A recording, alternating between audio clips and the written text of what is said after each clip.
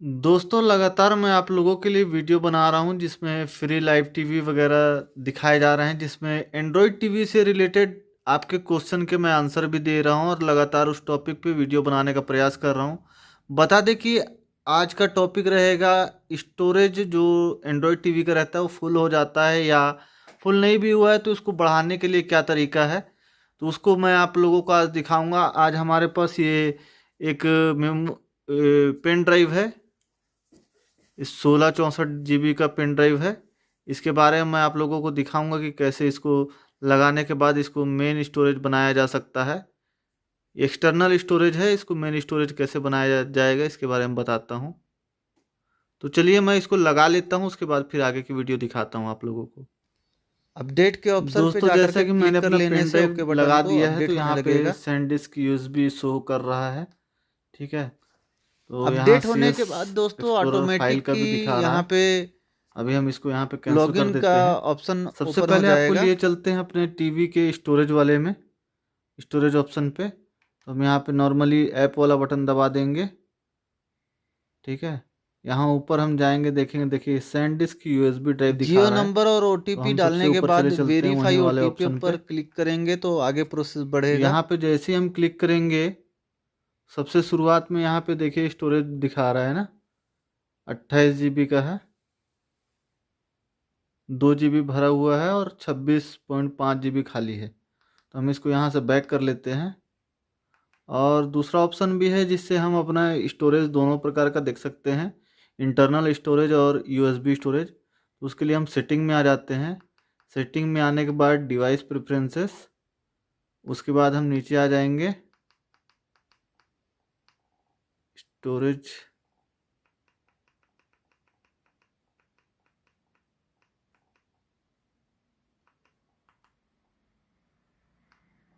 ये यहाँ आने के बाद अबाउट में चले जाएंगे डिवाइस प्रेफरेंसेस के बाद, तो वहाँ पे नीचे आ जाएगा स्टोरेज। स्टोरेज पे देख लेंगे, यहाँ पे अवेलेबल 9.5 GB है, 16 GB का इंटरनल है। और यहाँ पे सैनडिस्क 32 GB का है, तो 31 GB टोटल स्पेस बता रहा है। यहाँ हम देख लेंगे, ये देखिए। ठीक है, और इंटरनल स्टोरेज ये देखिए। ठीक है, और इसका देखने का दूसरा भी तरीका है। हम यहाँ अपने CS फाइल एक्सप्लोरर पे आ जाते हैं, ऐप सेक्शन में, यहाँ पे भी ओपन कर लेंगे।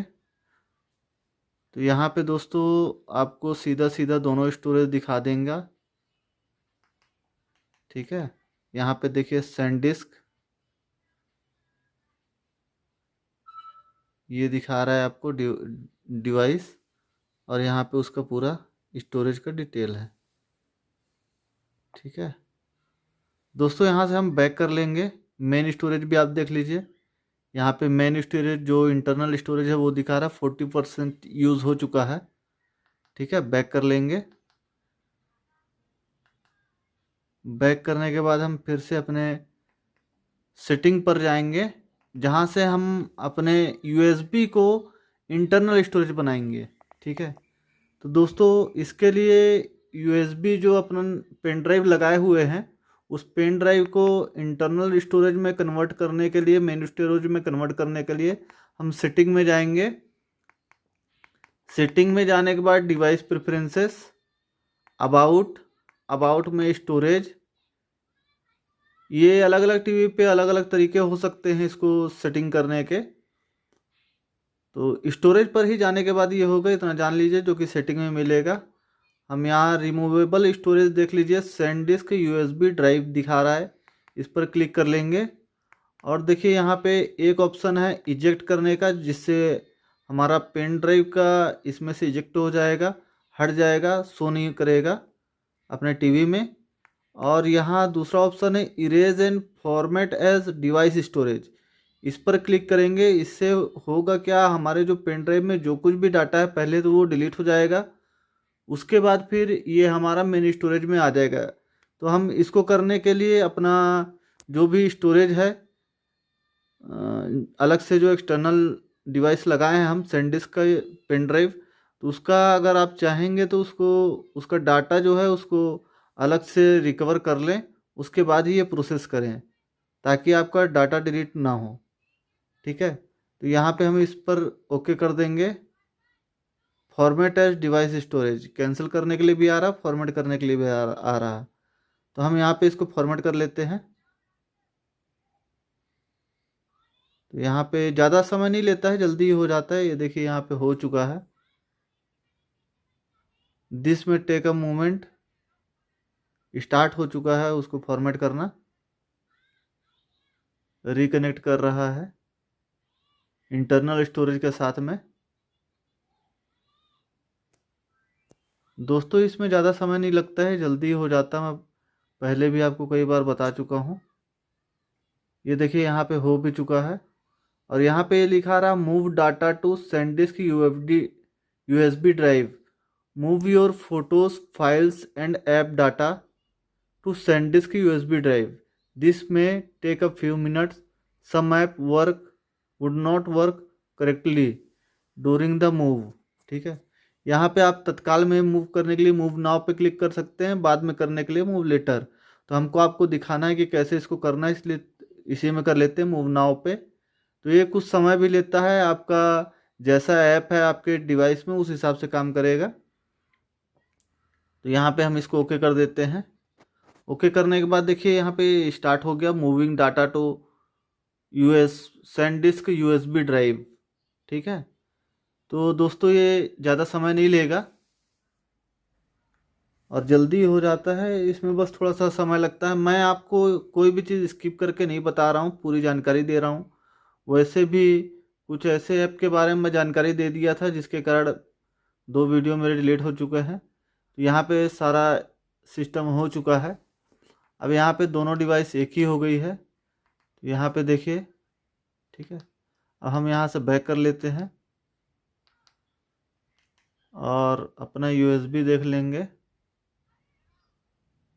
डिवाइसेस में कुछ भी नहीं दिखा रहा है। ठीक है, तो बैक आ जाते हैं।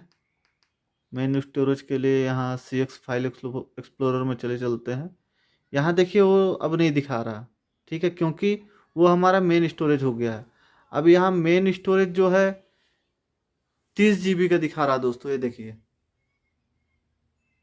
485 MB और 30 GB 1% यूज़ हुआ दिखा रहा है। तो हमारा ये मेन स्टोरेज बन चुका है हमारा ड्राइव। अब इसको वापस से वैसा करने के लिए भी हम कर सकते हैं। तो पहले आपको बैक करके सेटिंग में भी दिखा देता हूँ। सेटिंग में जाने के बाद फिर से हम चले जाएंगे डिवाइस प्रेफरेंसेस पे, उसके बाद अबाउट में, स्टोरेज में। तो ये रहा दोस्तों, पहले अलग अलग शो हो रहा था, आपने गौर किया होगा।